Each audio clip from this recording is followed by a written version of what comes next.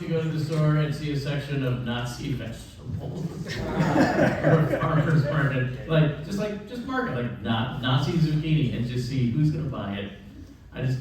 I want to do that. It's not a joke. I just want to do Nazi vegetables. All right, our next comedian. We're down to our last two. Thanks for coming to our show tonight. You guys have been an awesome audience. Welcome, Tom Denboer.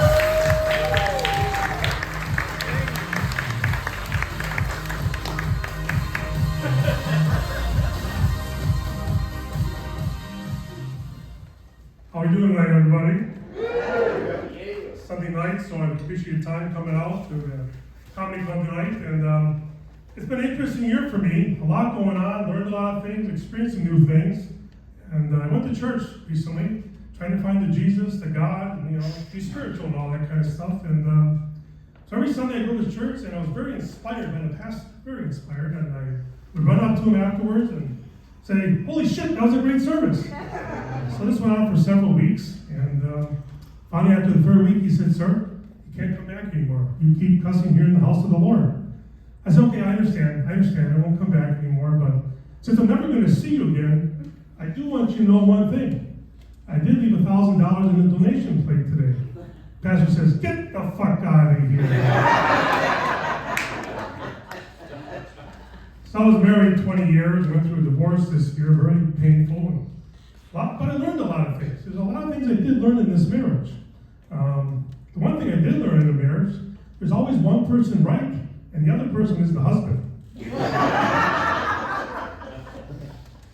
And the other thing, in a long-term marriage, you don't talk much towards the end. There's a lot of sign language. You kind of read the signs. And so my ex-wife used to come to bed, and at night she would have Limburger cheese all over her chest. I knew what that meant. No sex tonight. So that was my cue to go get a 6-pack of beer, a box of crackers, and enjoy the cheese. So lastly, it's people always say, "Tom, why after all these years did you get divorced?" It's a long time. What was the big problem between you two? I said, really, there wasn't really many problems. There was one big one, though. We disagreed on religion. She believed in God, and I thought I was God.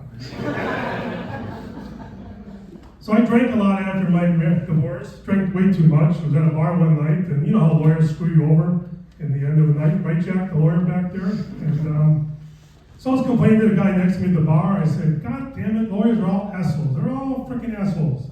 This went on for quite a while, after a couple of beers, and finally the guy next to me says, "That's enough. I've heard enough. I'm getting kind of offended with your statement." I said, "Why are you offended?" I said, "Are you a lawyer?" He goes, "No, I'm an asshole."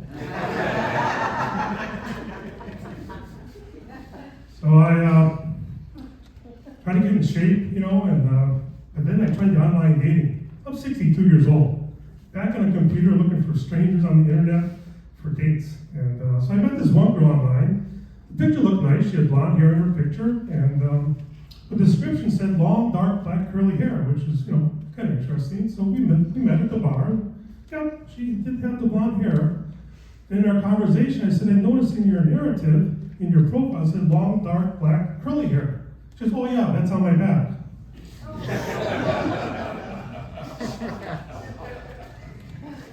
So I wanted to get healthy and get the health test done and do all that fun stuff. So I went got my prostate exam done recently and went to the doctor and pulled down the pants and got ready. And he said, "Do you have any questions?" I said, "Yeah, I do. You can use 1 or 2 fingers tonight or today." And let me start that one over, okay? Because it won't be tonight. Actually, it was during the day. The point of it. So, anyways, went to the prostate exam, pulled my pants down, and said to the doctor, I said, "Are we ready?" He goes, "Yeah." He said, "Do you have any questions?" I said, "Yeah, I do. Are you going to use 1 or 2 fingers?" He says, "Why are you asking?" I said, "Because I don't want a second opinion." So I wanted to lose some weight, and I like the big cinnamon buns, the big pieces of bakery, and I thought I got to cut down on the calories, so I'll go with the Little Debbie's. The Little Debbie snack cakes. Little Kit Kats, the little cupcakes, and but that doesn't work, people, because you eat a lot of those Little Debbie's, you know what happens? You become a big fucking Debbie. So I tried the seafood diet. You got to get the fish, right? Got to do the seafood diet. Well, that don't work either, because all I end up doing is eating everything I see plus the fish. So that didn't work. And people are like, you gotta walk, get your steps in, get a Fitbit. Well, that don't work either. Because who's got the time all day to do all that walking?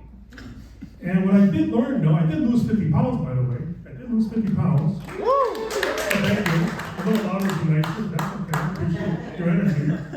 I know it's late night on Sunday. You might get home by 9 and all that kind of stuff. But anyways, I did lose 50 pounds. Thanks for your applause. And here's how I did it. It was free. I just stopped eating a bit. That's all I had to do. So I'll leave you with this. I'm a family guy, and I go visit my grandparents every Sunday. And, they got dementia, so you never really know what they're doing, where they're going, or what's happening every Sunday. So I went over this Sunday, and the door's wide open, windows are open, can't find them anywhere. So I go downstairs to the back basement bedroom, and I hear the Frank Sinatra music playing, and I put my ear next to the door, and I hear my grandmother go, honey, I have to tell you something. That was the best sex I ever had. And I hear my grandpa go, let me tell you something. That's the best sex I ever had too. But I got a question for you. Who the hell are you? That's my time. Thank you very much.